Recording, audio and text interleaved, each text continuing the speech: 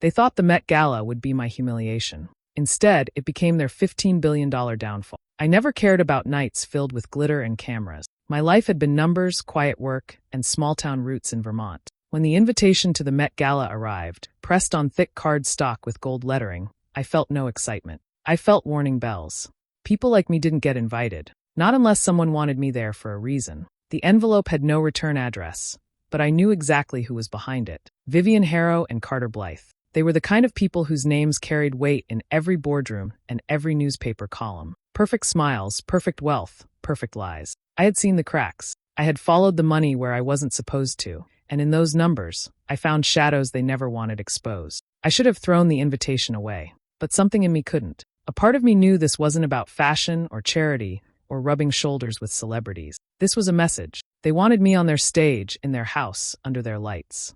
I was walking into a trap, but sometimes you have to step into a trap to see its teeth. When I told myself that, it didn't stop the weight that sat heavy in my chest. I thought about Vermont, the smell of the lake near my family home, the sound of summer crickets, the kind of life that didn't belong in marble halls or under chandeliers. Yet here I was, pressing an old suit, preparing to walk into one of the most glamorous and ruthless nights of the year. The ride into Manhattan was quiet, and that silence gave my thoughts too much room. How had they gotten to me so quickly? Just weeks before, I had uncovered irregularities buried in the ledgers of their foundation. Numbers that refused to add up. Transfers that looped in circles until they vanished into accounts I couldn't trace. I had thought I'd been careful. I had thought the files sat safe. But the Harrows knew.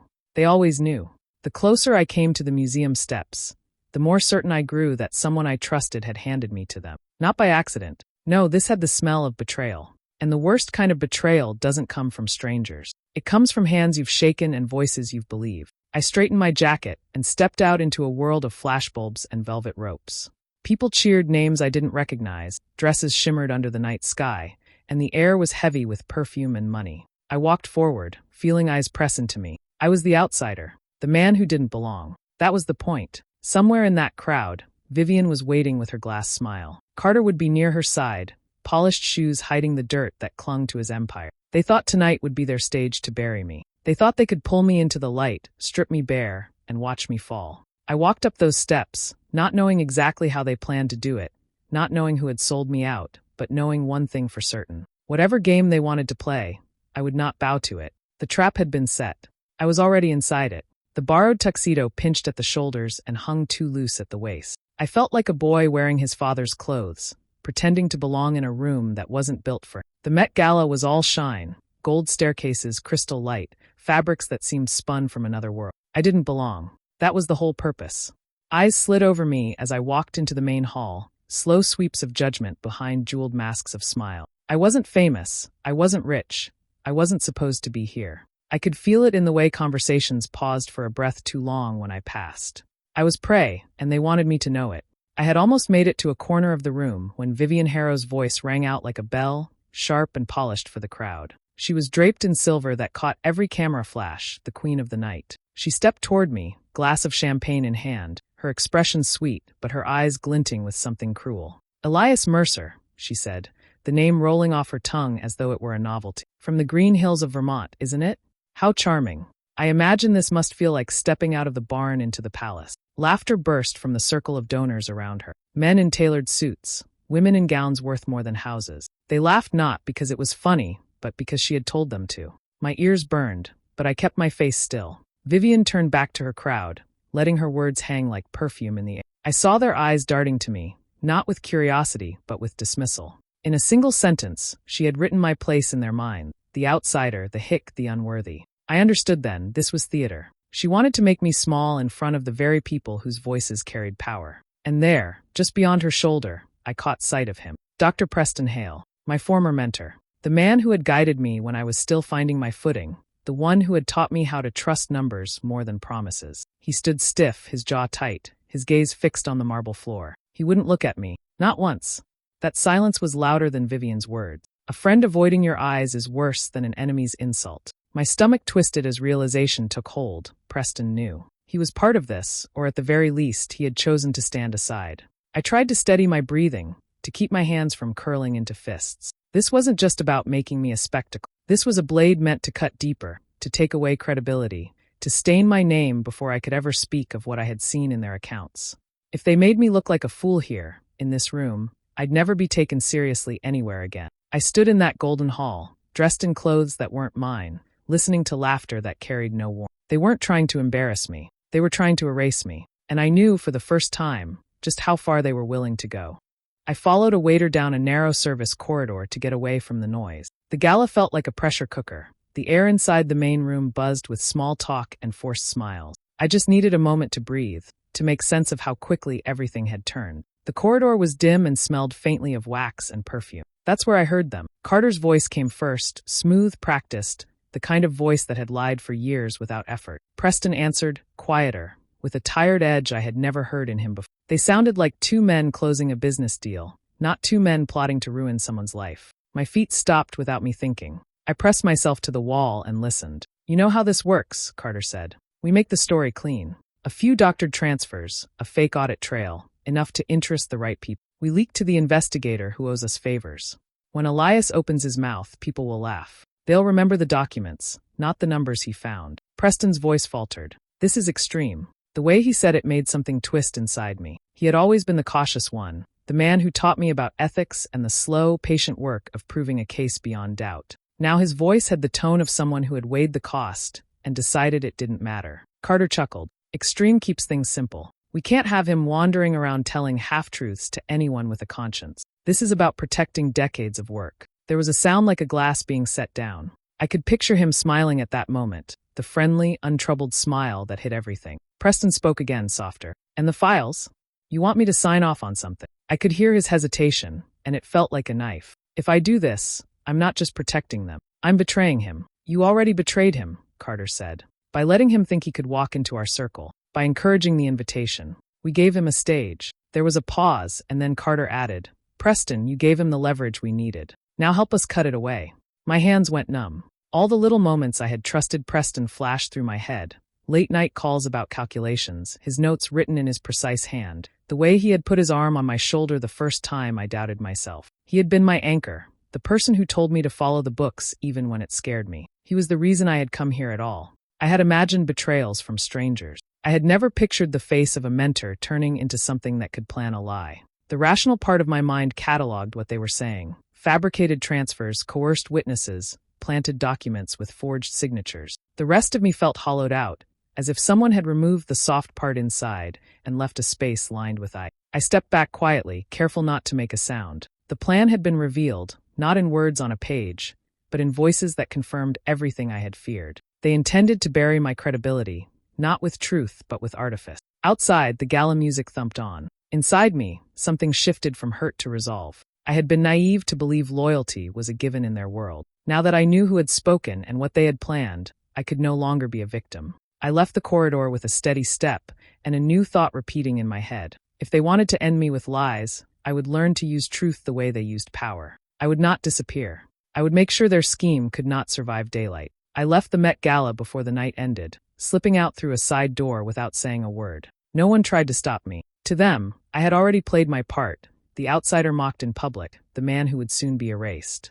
I walked alone through the city streets, the echo of their laughter still clinging to me, but I didn't let it hold me down. I couldn't strike back yet. I needed more than anger. I needed proof. Back in my small apartment, I spread papers across the table until there was no room left for food or sleep. Old ledgers, emails, spreadsheets, donation reports. All of it. I traced the paths of money through shell companies with names that didn't mean anything, companies that existed only on paper. The more I followed the trails, the more they twisted and disappeared into places where numbers had no right to go. Charity money that was meant for disaster relief had been moved into accounts under different names. Offshore funds shifted back and forth, hiding in the shadows. It wasn't one mistake. It was a pattern, a structure built to conceal billions. Every number I studied confirmed what I already knew in my gut. This wasn't incompetence. It was a machine designed for fraud. But I also knew I couldn't do it alone. Numbers were my language, but to prove this to the world, I needed someone else who had seen the same cracks. That's when I remembered Margot Wren. Months earlier, she had been the junior accountant sitting across from me during a late-night review. Her hands had shaken slightly as she pointed to a page. "These transfers don't make sense," she had whispered, glancing toward the office door. "Money leaves but never arrives anywhere real. It's like it disappears." I had brushed it off at the time, telling her not to worry, that I'd look into it. But now, those words came back to me with sharp clarity. Margot was young, quiet, the kind of person most people in the firm overlooked. That made her dangerous to them, because she noticed things others ignored. She had nothing to gain from inventing concerns. If she had kept copies of what she saw, her files could be the missing piece that tied everything together. I sat at my desk until dawn, circling connections with a red pen, marking patterns in the chaos. The Harrow-Blythe Empire wasn't as untouchable as it seemed. They had built their castle on foundations of lies, and I had already found the first crack. But cracks alone wouldn't be enough. I needed the weight to break it open. And Margot, if she still had what I thought she did, could be the one who tipped the balance. The night had started with my humiliation, but by the time the sun rose, I felt something different in my chest. Not defeat, not even anger. Resolve. The trap they had set for me had failed to close. Now I would begin setting my own. I found Margot in a small diner just outside Manhattan, the kind of place where neon signs buzzed and coffee stayed warm long after it should have. She was hunched in a corner booth, looking over her shoulder as if the walls themselves might have ears. When I sat down, she flinched, clutching a worn notebook like a shield. I wasn't supposed to meet anyone, she whispered. Her voice trembled. If they find out I copied the files, she trailed off, fear cutting her words short. I leaned closer, lowering my voice. You're safe here. I just need to see what you have. That's all. After a long pause, she slid a folder across the table. Inside were spreadsheets, scanned documents, and notes in her precise, careful handwriting. Every transfer she had flagged, every account that didn't add up, every off-the-books movement of money, it was all there. She had risked everything by keeping this hidden. As we pored over the files, the picture became horrifyingly clear. The Harrows Foundation, their shining symbol of generosity, was a front, a laundering machine. Funds flowed in from arms contracts, insider trades, and other dealings that were invisible to public scrutiny. Donations went out, but only to fake projects. Real money was siphoned off, shifted through offshore accounts, and rerouted back into their empire. We calculated estimates cautiously at first, then with growing horror. Nearly $15 billion. Billions moved like pawns on a chessboard, all under the guise of charity. The scope of it made my chest tighten. These weren't simple embezzlers. They had built a fortress of wealth, untouchable by law, untouchable by morality. Margot looked up at me, eyes wide. They can't be stopped, can they? She asked, voice barely above a whisper. They can, I said firmly, even though I didn't fully know how yet. We just need to be smart. Timing is everything. Evidence alone won't be enough. We'll need to hit them where it hurts. Publicly, in the way they tried to destroy me. Her hands shook as she flipped through more files. I never thought anyone would ever see these. I was too scared. Fear is fine, I told her. It kept you alive. But now we use it. We plan carefully, and we hit at the perfect moment. They've humiliated me, tried to erase me. We'll do the same for them. We stayed in the diner for hours, connecting dots, tracing the flow of money, and charting the network of deception. Each revelation made the scope of their crimes more astonishing. Every name, every account, every false ledger we uncovered was a step closer to building the case that no one could ignore. By the time the coffee went cold, we had a plan forming, not a full strategy, but a path. The Harrows had played their cards, thinking they controlled the game. They had underestimated the quiet man from Vermont and the terrified junior accountant who had refused to be complicit. Together, we could turn their own rules against them. They had designed humiliation and exposure for me, but I would make sure the world would see the truth, and that the Harrows would feel the weight of their empire collapsing. For the first time in weeks, I felt the thrill of purpose. This was no longer survival. This was preparation. And soon we would strike. The call came late in the afternoon. Carter Blythe's voice was smooth, polished, like he always spoke from the top of some invisible ladder. He invited me to his penthouse, claiming there was a way to make things simple. I knew better, but I agreed. I had to see this for myself. The elevator ride-up was quiet, each floor passing like a countdown. I told myself to stay calm, to breathe slowly, and to keep my phone hidden, recording every word. Nothing could be left to chance. When I stepped into the penthouse, the view of Manhattan sprawled beneath us like a glittering carpet. Carter stood near the floor-to-ceiling windows, his hands clasped behind his back, the picture of wealth and control. He smiled, but it didn't reach his eyes. Elias, he said warmly, though the warmth didn't touch his tone. I want to make this easy for both of us.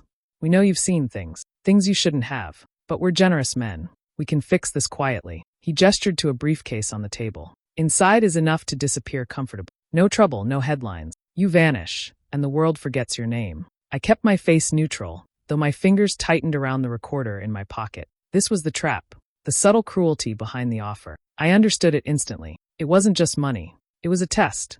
a threat wrapped in civility. And, Carter added, leaning slightly forward, voice dropping just a notch, it would be wise to consider what happens if you don't take it. Accidents, misunderstandings, they tend to happen to people who make noise. The implication hung in the air like smoke. My stomach sank, but I didn't flinch. I nodded slowly, pretending to weigh it, running through numbers and scenarios in my head. Outside, the city continued its hum, indifferent to the tension inside this glass tower. I felt something dark settle in my chest. Rage. Not the shallow kind that flares and fades, but a slow, burning anger. They weren't just trying to buy my silence. They were trying to terrify me into submission, like they had done to everyone else who ever threatened their empire. People whose names weren't in glossy magazines, people whose voices were too small to reach the world, people who had trusted them. I looked at Carter's confident posture, the arrogance of a man who believed money could erase accountability. I imagined all the lives they had crushed quietly, all the families who had lost hope while these two walked above it all in penthouses and parties. I didn't answer. I pretended to ponder the offer, turning the briefcase slowly in my hands as though tempted. Every second, I recorded his words. Every second, I measured his overconfidence against my patience. Finally, I put the briefcase down. I'll think about it, I said calmly, the recorder hidden but capturing every syllable. Carter smiled, clearly satisfied with what he thought was leverage. I left the penthouse with the same quiet steps I had used to enter. But the rage inside me had grown. This wasn't just about me anymore. This was about the system of power they had built, the people they had destroyed, and the reckoning that was coming. I would not be silenced. Not by money, not by fear, not by threats. I asked Judge Marion Locke to meet me at her office on a quiet Thursday morning. She had been a family friend for years, someone I trusted more than anyone else in the legal world. When she opened the door, her eyes softened at the sight of me, but I could see the usual sharpness behind them. I placed the folder on her desk, sliding it across carefully. This is everything, I said. Records, spreadsheets, documents copied by Margot, even recordings of conversations. It's all here. Her hands hovered over the papers, scanning quickly, her brow furrowing as she realized the scope. I watched her silently, letting her piece it together. These numbers, she whispered, almost to herself. Elias, this isn't just fraud. This is enormous. Shell companies, international transfers, laundering disguised as philanthropy. This goes far beyond anything most people could even imagine. You're not just dealing with a crooked couple, you're dealing with a conspiracy on a global scale. I nodded, keeping my expression calm, though excitement and relief surged inside me. Finally, someone else could see the truth as clearly as I did. For months, I had carried this burden alone, but now I had an ally with the power and credibility to act. Judge Locke looked up, her eyes meeting mine directly. You understand the risk, don't you? Once this goes public, they'll fight back with everything they have. Money, influence, threats, you'll need to be careful. I understand, I said. That's why we don't act yet. Timing is everything. I know exactly when and where it will hit them hardest. Her frown softened into a small smile. And where would that be? I let a small, confident smile touch my lips for the first time in weeks. Their own fundraiser next month. The Gala. Just like the one they tried to use to ruin me. The stage they built for my humiliation will become the stage for their downfall. Judge Locke leaned back in her chair, considering my words. It's bold, she said slowly, but I can see why it would work. They would never expect it. They'd be completely exposed in front of everyone they wanted to impress. I need someone like you, I continued. Someone who can ensure the evidence is credible, undeniable. They can't fight it if it comes from the right sources, with everything documented and legal. She nodded, her eyes still scanning the documents. I'll help you, but you have to promise me, careful, Elias. This is dangerous. Not just for you, but for anyone who helps. They're ruthless. I understand, I said. I'm ready. For the first time since that night at the Met Gala, I felt a sense of calm control. The pieces were falling into place. Margot's courage, the evidence we gathered, Judge Locke's integrity, it was all aligning. As I left her office, walking down the quiet streets of the city, I felt a strange lightness. The weight of fear and betrayal had begun to lift. I had a plan, allies I could trust, and a stage that would ensure the Harrow Blythe Empire could not hide. Their time of reckoning was coming, and I could almost see it, just over the horizon, waiting for the moment to strike. The night of the charity ball arrived, and the Harrow Blythe mansion glimmered under bright lights, a palace of wealth and power. I slipped past the doormen, blending with the arriving guests, carrying nothing but confidence and the knowledge that the trap I had set was ready to spring. Vivian's eyes found me almost immediately. She froze for a moment, then let a sharp, mocking smile curl across her lips.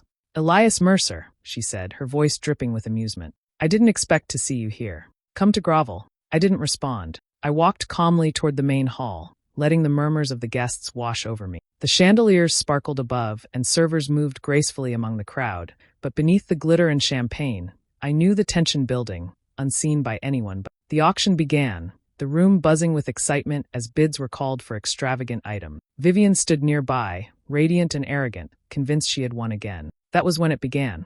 The doors at the back of the hall swung open. Uniformed FBI agents entered, moving efficiently but quietly, their presence almost surreal against the opulent backdrop. Guests murmured, startled, some whispering questions. Vivian's confident posture faltered, a flicker of unease crossing her face. Judge Marion Locke stepped forward from the crowd, her presence commanding silence. She raised her hand, holding a stack of documents, and began to speak. Ladies and gentlemen, I am here to announce serious charges against Carter and Vivian Black. These charges involve conspiracy, fraud, and international money laundering. The evidence presented today is overwhelming. A ripple of shock swept through the ballroom. Glasses clinked accidentally, whispers turned to gasps, and the room seemed to shrink around the couple. Guests who had laughed at my earlier appearance now looked at Vivian and Carter with suspicion, fear, and disbelief. Vivian's face went pale, and Carter's usual calm composure cracked as the agents began moving forward with arrest papers. Their closest allies froze, realizing for the first time that some of them had unwittingly been part of the empire's corruption.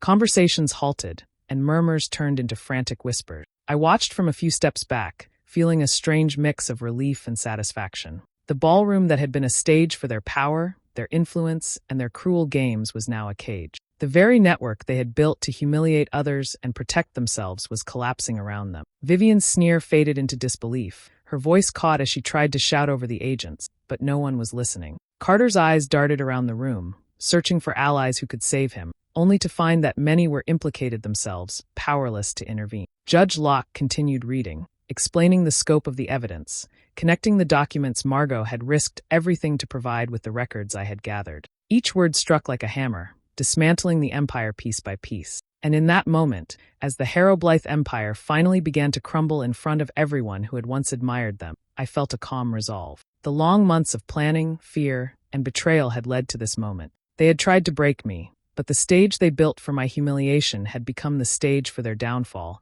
and nothing could undo it now. Carter Blythe's face turned red as he realized the room was no longer on his side. He tried to speak, to deny everything, to convince the crowd that Elias had fabricated the evidence, that this was some personal vendetta gone too far. His voice carried over the stunned murmurs of the guests, but no one seemed convinced. I stepped forward, holding my phone. "You'll get to explain everything," I said calmly. "But first, listen to what you said yourself." I pressed play. Carter's voice filled the ballroom, recorded from that day in his penthouse. The threats, the offers, the veiled warnings, they were all there, undeniable. The room fell silent as the wealthy patrons, the board members, and the staff heard the man they had admired, or at least feared, speak words meant to intimidate and control. Vivian's hand flew to her mouth. Her knees buckled, and she sank into a nearby chair, her usual poise gone. The mask of confidence and power that had defined her presence at every gala, every meeting, every handshake, had shattered in an instant. Outside, the flash of cameras signaled the arrival of reporters who had been waiting for confirmation. The crowd pressed against the windows, trying to catch a glimpse of the scene inside. Phones were raised, conversations hushed into shocked whispers. The empire that had seemed untouchable for so long was collapsing before everyone's eyes. The FBI agents moved efficiently, handing Carter and Vivian copies of the arrest warrants.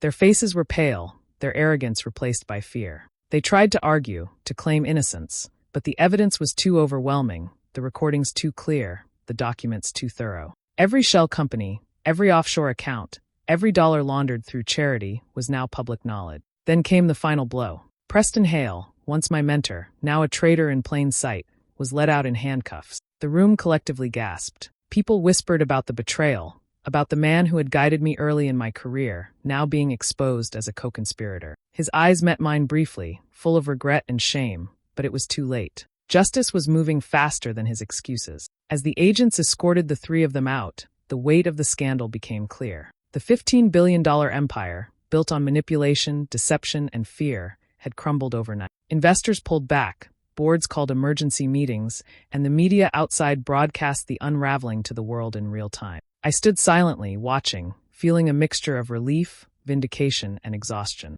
The months of planning, the fear, the sleepless nights, the careful gathering of allies and evidence, it had all led to this. The giants who had tried to crush me had fallen, and their empire lay in ruin. For the first time in a long while, I could breathe. The betrayal, the threats, the humiliation, they no longer held power over me. Preston's betrayal was exposed, the Harrow's lies laid bare, and the world knew the truth. I walked out of the ballroom calmly, leaving behind the chaos, knowing that the long night of fear had finally ended and justice, though delayed, had arrived. The night was quiet as I stepped out of the chaos of the Harrow Blythe mansion. The city lights of Manhattan glimmered softly, reflecting off wet streets from a brief evening rain. No cameras, no applause, no flashing lights, just the calm, steady hum of the city around me. For the first time in months, I felt completely free. Margot caught up with me a few blocks later, her steps quick but careful. Her eyes, usually wide with fear, now held a mixture of relief and gratitude. "Elias," she said quietly, "thank you. You didn't just expose them, you saved me too.